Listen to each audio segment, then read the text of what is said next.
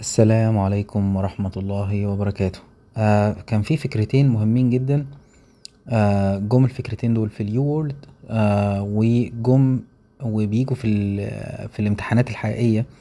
انا قلت لك ان هو هيجي فيه اوسكالتيشن، اكيد هيخلي السماعة تتحط على حاجة، على مكان، ويقول لك اسمع الساوندز دي عاملة ازاي.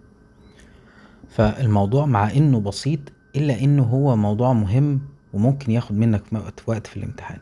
الفكرتين اللي جاي اتكلم عليهم، اولا الفرق ما بين البيناين والباثولوجيك ميرمرز. ليه؟ لان ده مهم جدا جدا ان انت وانت بتشتغل في كبرايمري كير سبيشالست او كبرايمري كير فيزيشن، ان انت تبقى فاهم كويس جدا الفرق ما بين لما تيجي تسمع ميرمر تقول ده بيناين ولا باثولوجيك. ما تفضلش تبعت كل كيس على الكارديولوجيست حاجات ملهاش لازمه. فالحاجات اللي لو تلاحظ في ستيب 2 سي كي، والامر دوت اكتر في البيدياتريكس والجاينيكولوجي. امتى تعمل ري اشورنس؟ بيحبوا الموضوع دوت بشكل غير طبيعي. بعد ستيب 2 سي كي ان شاء الله ربنا يكرمك لما تخلص وتدخل في ستيب 3، معظم الاسئله هي فكرتها تعرف ايه الحاجة الطبيعية مش من الطبيعية. بالذات يعني فكرة الري اشورنس، ان انت تقول مفيش مشكلة مفيش مشكلة مفيش مشكلة، مش تخوف العيان، مش ان انت تطلب انفستيجيشنز ملهاش لازمة كذا كذا كذا. فالفكرة دي بكررها لان دي من الحاجات اللي هم بيحبوها. طيب ايه الفرق ما بين البيناين والباثولوجيك ميرمر؟ من ناحية الهيستوري، من ناحيه الفيتشرز بتاعت الميرمر دي عامله ازاي، هل في اي سبيشال فايندينج عاوز ان انت تعرفها عشان تقول ده باثولوجيك ولا لا. وساعتها هتعمل ايه ورك اب، يا ترى ايه يعني غير ان انت تعمل اي سي جي وايكو وتبعته على الكارديولوجيست بس. ماشي. فالجدول ده في اليو وورلد بيقول لك الاتي: اولا كبناين ميرمرز بالنسبه للهيستوري، هتلاقي البيشنت لو سالته هتساله تاخد هيستوري طبيعي، هتلاقي بيقول لك والله بالنسبه للابيتايت انا ما عنديش مشكله، الانرجي بتاعتي اوكي، انرجي الاكتيفيتيز اوكي، الجروث بتاع البيشنت دوت عادي لو هو في البيدز بوبوليشن. زائد ان نساله هل في اي فاميلي هيستوري لكاردياك بروبلم، يقول لك لا. بينما الباثولوجيك ميرمر لما تيجي تسمعه وتاخد الهيستوري هيقول لك انا بيجي لي تعرق، واتكلمنا عن المانيفستيشنز بتاعت الهارت فيلير الناتجه عن اي نوع من انواع الكارديوميوباثيز او الناتجه عن اي نوع من انواع الفالفولار ليجنز. معظم البيشنتس كان عندهم diaphoresis، معظم البيشنتس كان عندهم fatigue with feeding او exercise، poor weight gain، chest pain، dizziness، syncope، SOB، وفي family history of sudden cardiac death و heart defects. طبعا الموضوع دوت هو بيخوف اكتر بالنسبة للبيدز population. وياما ممكن يكون حد من قرايبك كلمك في التليفون يقول لك ايه ده البرايمري كير فيزيشن بتاع البنت قال ان مثلا عندها ميرمر وبيسأل وشاكك ان هو في مشكلة. فالحاجات دي من الحاجات المهمة، بالذات الناس اللي هي الميد بي اللي هتشتغل ميد بيدز بعد كده او هتشتغل بيدياتريكس بس. طيب الميرمر فيتشرز كبي 9 غالبا بيبقى ايرلي او ميد سيستوليك، بنسميه ساعات اللي هو ايه فلو ميرمر فقط لا غير. حتى الانتنسيتي بتاعته هو جريد 1 او جريد 2، ده decreases on standing او فالزالفا مانوفر. يعني دي مجرد بيبقى فكرته فلو ميرمر، بيبقى لو بيتش مش هاي بيتش، بيبقى ميوزيكال بيور او سكويكي تون على الليفت لور ستيرنال بوردر بيسموه الستيلز ميرمر، او هاير بيتش على الليفت ابر ستيرنال بوردر بتاع البولمنري فلو ميرمر. كل دي حاجات ري اشورنس ري اشورنج. يبقى اذا هخرج من هنا ايه؟ ان غالبا هيبقى سيستوليك مع زيادة الفلو، والجريد بتاعته 1 to 2، احنا عارفين من 1 to 6 هي الجريدنج، وبيبقى غالبا لو بيتش. كل دي حاجات تطمنك، فاهمني؟ لو بيتش، ميوزيكال بيور سكويكي. طبعا انت ما تعتقدش ان انت هتميز الكلام ده بكل بساطة وانت بتعمل اوسكالتيشن عادي.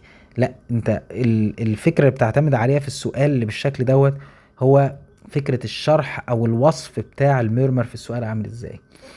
اما بقى لو تشوف الباثولوجيك هتلاقي كلمة هارش. خلاص. الفكرة التانية لو هو هولو سيستوليك دي مشكلة. اي ميرمر دايستوليك هو باثولوجيك ميرمر، ودي نقطة تخليها في دماغك مهمة جدا جدا جدا. تمام. بيزيد مع الستاندنج او الفالزالفا مانوفر، هناك كان بيقلوا مع اي مانوفرز، هنا بيزيدوا مع المانوفرز دي. مفيش سبيشال فيتشرز في البناين. هنا ممكن يكون لاود فيكست سبليت او سنجل اس 2، يبقى بيتكلمنا في غالبا اس دي لو هو في فيكس سبليتنج. بعد كده ديكريز اور ابسنت فيمورال بالسز، احنا عاوزين نشوف مثلا البي دي اي والكلام، بس الموضوع كله اطفال اكتر من ادلتس.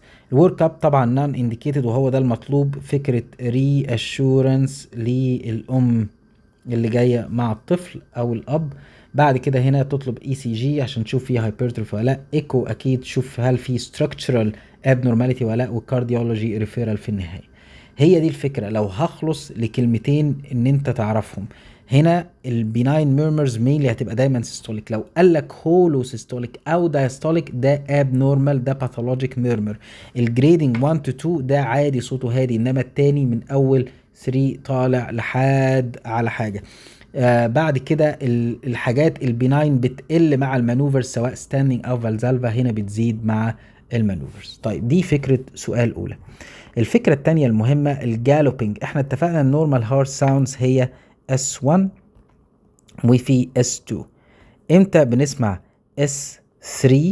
S3 ديت قلنا مع حالات الفوليوم اوفرلود، في حالات الهارت فيلير مينلي، وثم اللي هو بنسميها S3 دي زي كنا من بتبقى واحد هنج ليه. لو انت بتسمع S1 S2 S3 بتسمعه هنا S3. اوكي، يعني just following S2، وده اللي هو بسبب الجالوبينج. جالوبينج يعني ايه جالوبينج؟ يعني ميه على ميه، بلالب بلالب بلالب بلالب وهكذا. تمام. وكان بنفتكرها بكلمة كنتاكي. كن S1 S2 S3 كنتاكي كنتاكي كنتاكي كنتاكي كنتاكي، ده اللي هو ايه S3. طيب اما S4 لو نفتكر كنا قلنا ده بسبب وجود stiff ventricles، ودي اسبابها كتير جدا، على رأسها الام اي بانواعها المختلفة، stiff ventricle، او في حالات الار سي ام ممكن تسمعها، او في حالات في اللونج ستاندينج هايبرتنشن وعامل هايبرتروفيك كارديوميوباثي. كل دي حاجات تعمل لك stiff ventricle. وكان لو انت فكرت فيها الاس 4 دوت هو عامل ازاي، هو لو انت اعتبرت دوت ادي هنا فرضا S1 S1 S1 S2 وبيعدوا على طول بيجي S3، كان S4 بيسبق S1 بينما S3 كان بيلي S2.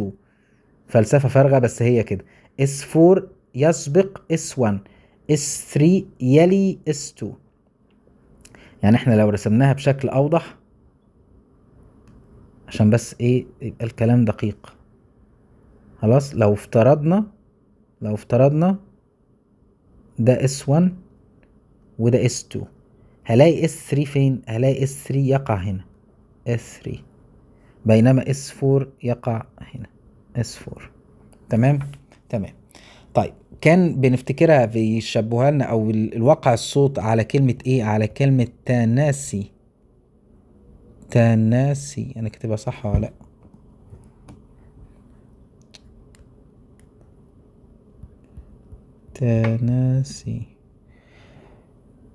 تناسي تاني كانت كنتاكي هنا تناسي.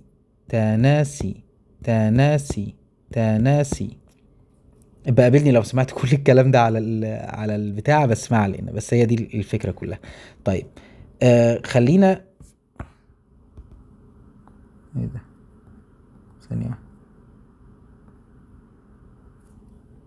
سوري.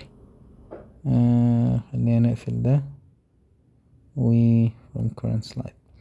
خلينا الجالوبينج انواع الاس 3 والاس 4. طيب الاس 3 احنا قلنا والاس 4 نتيجه لان الدم نازل على ستيف فنتريكل. طيب الاس 3 ايه هي الفيتشرز؟ هي فنتريكولار جالوب ساوند ما بعد اس 2. ماشي. here during rapid filling of the ventricles في حالات الدياستولي ميه نازله على ميه turbulent blood flow to the ventricles due to increased الفوليوم. طيب بتشوفوا ان ممكن يبقى نورمال فين، وده فكره سؤال امتى تسمع S3 نورمال؟ في الاطفال، في اليانج ادلتس، وفي حالات البريجننسي بسبب الفوليوم اوفرلود، تمام، بسبب الدايليوشنال انيميا. طيب دي فكره كمان سؤال. طيب امتى يبقى اب نورمال؟ حد كبير في السن عمره فوق 40، طبعا حالات الهارت فيلير بالريستريكتيف كارديوميوباثي والهاي اوتبوت ستيت اللي هي زي ثايروتوكسيكوسيس، زي ويت بيري بيري، زي السيفير انيميا، زي البريجننسي، وهكذا. بينما S4 هو ده اتريال جالوب ساوند ما قبل الاس 1. بيقول لك heard immediately بعد الاتريال contraction phase as blood is forced into stiff ventricle. يبقى تاني الخلاصة الكلام هنا وهنا ايه؟ هنا وهنا ايه؟ increased volume overload stiff ventricle في الاس 4. بيقول لك normal في الهيلثي older adults، ولكن ممكن يبقى abnormal في اليونجر adults في حالات الليفت ventricular hypertrophy secondary to hypertension uncontrolled، او طبعا حالات الام ايز. تمام يا سيدي. دي الفكرة التانية. دي الخريطة دي مهمة جدا جدا جدا جدا جدا، لان لما هيجي لك الامتحان هيجي لك يحط لك السماعة على حاجة من دول، وانت اما تيجي تسمع الميرمر لازم حاطط في دماغك انا هسمع ايه فين. بص، الارياز بتاعت السمع هي aortic area اللي هو السكند right intercostal space، البولمونري area second left parasternal اللي هو الانتركوستال سبيس، التراي كاسبيد area هنا اللي هي الليفت لور sternal border، واخيرا الميترال area اللي هي الايه؟ الابيكس. تمام. طيب تعالى نفهم كل واحد فين. لو سمعت systolic murmur على الرايت upper sternal border اللي هو السكند intercostal space، احنا هنا بنتكلم في مين؟ يا اما aortic stenosis وهتلاقي طالع ليه الكاروتيدز، او aortic valve sclerosis فاكر كبار السن، او هو ممكن just flow murmur. يبقى لو لعب غالبا هيجيب لك يا aortic stenosis او aortic valve stenosis sclerosis مع كبار السن، يقول لك حاج كبير فوق ال 80 سنة. طيب اما البولمونري اريا اللي هي ايه؟ اللي هي الليفت upper sternal border second left intercostal space، وهنا كان الرايت. تمام. هتسمع ايه؟ يا اما فلو ميرمر عادي مش هيلعب عليها، pulmonic stenosis قليل لما هيلعب عليها. ركز بقى في اللي جاي لان ده اللي فيه الفيتامين. لو جالك left lower لو جالك diastolic murmur تحت شوية على جنب تحت البولنري اريا، يبقى احنا بنتكلم يا اما ايورتيك ريجيرج يا اما بولنري ريجيرج. ممكن نلعب لك شوية على دي. انما السيستوليك لو جالك سيستوليك، ودي مهمة جدا جدا بيحبوها، وهي الهوكم. اوعى تنسى دي، الله يرضى عليك. مهمة مهمة مهمة مهمة الفرق ما بين الهوكم والايورتيك ريجيرج. تمام. ليه؟ لان الاتنين بيقعوا في نفس المنطقة، انما هتفرق ما بين الميرمر ما تيجي تسمعه ازاي. الايورتيك ريجيرج هو دايستوليك ميرمر، بينما الهوكم كانت ايه؟ كانت سيستوليك ميرمر. تمام. ثم لو جيت تسمع على الترايكاسبيد اريا حاجة من الاتنين. ترايكاسبيد اريا لو هي سيستوليك، الترايكاسبيد اريا اللي فيها ايه؟ اللي هي ليفت لور ستيرنال بوردر اكتر، تمام، جنبه، هي اما هتسمع ترايكاسبيد ريجيرج، وانا كنت دايما ترايكاسبيد ريجيرج بفتكره الترس، ترايكاسبيد ريجيرج هو دايما سيستوليك، او الميرمر بتاع الفي اس دي في عيل صغير. تمام. الدايستولي مش هيلعب عليه كتير في الترايكاسبيد ستينوسيس، ممكن يلعب على اي اس دي، وهيقول لك على فكره الفيكست سبليتنج بتاع الايه سكند. طبعا دي حاجه مش هتسمع، ولكن هيقول لك ان في فيكس سبليتنج كده، يبقى حلها لك بكل بساطه. وتاني اشهر سؤال هيقول لك ايه هو الموست كومن كوز، تقول له السكندري تايب. بعد كده تعالى بقى على الميترال، وهي دي من اهم الحاجات برضو اللي بتيجي. الميترال اريا بنتكلم لو هي سيستوليك اكيد ميترال ريجيرج رايح للاكزيلا، لو هو عمل بروباجيشن بتاعه يروح الاكزيلا. فكرنا الميترال ريجيرج كان سيستولي، اما الميترال اريا لو هو دايستوليك هو ميترال ستينوسس. في نقطة مهمة أخيرة، البي دي اي اللي هو ده بيجي كتير جدا، اللي هو ايه؟ ماشينري ميرمر، ودي جات لي في الامتحان بتاع ستيب 2 سي كي. continuous machinery murmur systole وداستولي continuous machinery murmur، وهيحط لك السماعة ناحية الكلافيكل فوق، وهنتكلم في البي دي اي في الأطفال إن شاء الله. تمام، عشان خاطري السلايد دي مهمة جدا تحطها في دماغك، وتبقى حاطط الأربع أماكن دي في دماغك، وعارف كل واحد سيستولي ودايستولي يبقى فيه ايه المشكلة. ده من افضل الحاجات اللي شرحت الميرمرز كلها مجتمعة. فصح حط سماعات في ودانك، تسمعهم مرة وتعود ودنك عليهم، وما تيجي تحل اليو وورلد هيجي لك اسئلة من دي، تبقى برضو معود ودانك، وبرضو تسمع الامبوس من الحاجات الجميلة.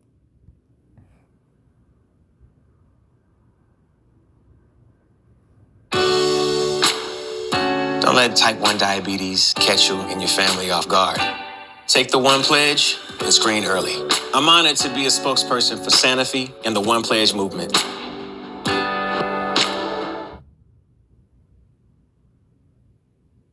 When a healthy heart beats, it makes a lub-dub sound. The first heart sound, lub, also known as S1, is caused by the closing of the AV valves after the atria have pumped blood into the ventricles. The second heart sound, dub, or S2, originates from the closing of the aortic and pulmonary valves right after the ventricles have ejected the blood. The time interval between S1 and S2 is when the ventricles contract, called systole.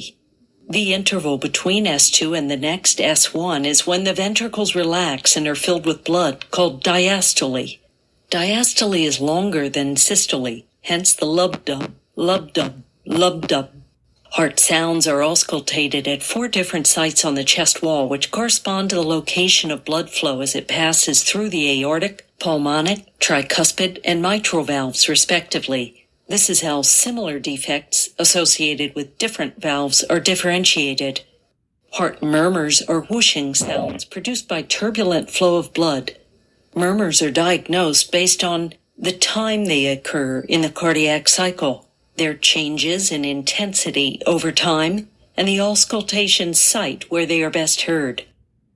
Examples of conditions associated with common systolic murmurs include mitral valve regurgitation, when the mitral valve does not close properly and blood surges back to the left atrium during systole.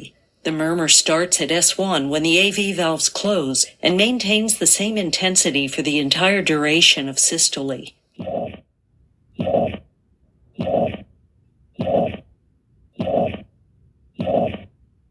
This hollow systolic murmur is best heard at the mitral region, the apex, with radiation to the left axilla. On the other side of the heart, a tricuspid valve regurgitation has similar timing and shape, but is loudest in the tricuspid area, and the sound radiates up along the left sternal border. Aortic valve stenosis. When the aortic valve does not open properly and blood is forced through a narrow opening. The blood flow starts small, rises to a maximum in mid-systole at the peak of ventricular contraction, then attenuates toward the end of systole. This results in a crescendo-decrescendo, or a diamond-shaped murmur, which starts a short moment after S1. It is often preceded by an ejection click caused by the opening of the stenotic valve. Aortic stenosis murmur is loudest in the aortic area, and the sound radiates to the carotid arteries in the neck following the direction of blood flow. Again, on the other side of the heart, a pulmonic stenosis has the same characteristics but is best heard in the pulmonic area and does not radiate to the neck.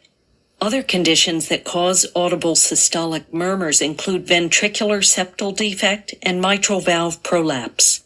An example of diastolic murmurs is aortic valve regurgitation. This is when the aortic valve does not close properly, resulting in blood flowing back to the left ventricle during diastole, the filling phase. As the blood flows in the reverse direction, the murmur is best heard not in the aortic area but rather along the left sternal border. It peaks at the beginning of diastole when the pressure difference is highest, then rapidly decreases as the equilibrium is reached.